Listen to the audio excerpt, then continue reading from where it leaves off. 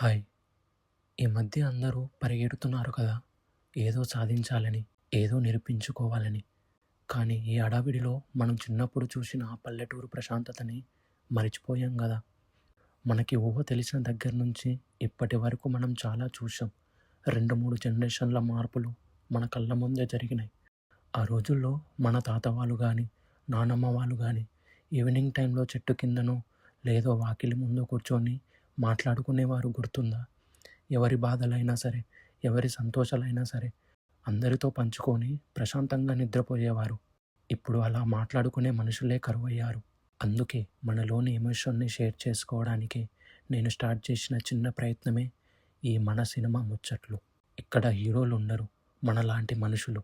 మనం దాచుకునే కథలు మాత్రమే ఉంటాయి.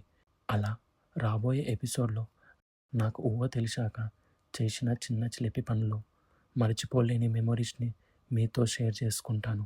ఇలాగే మీకు కూడా ఏదైనా చెప్పాలని ఉంటే, ఏదైనా సరే బాధ అయినా, సంతోషమైనా పంచుకోవాలి అనిపిస్తే కింద కమెంట్స్‌లో చెప్పండి. మీకు తోడుగా ఒక స్నేహితుల్లా నేను ఉంటాను. కలుద్దాం మరి. జాగ్రత్త.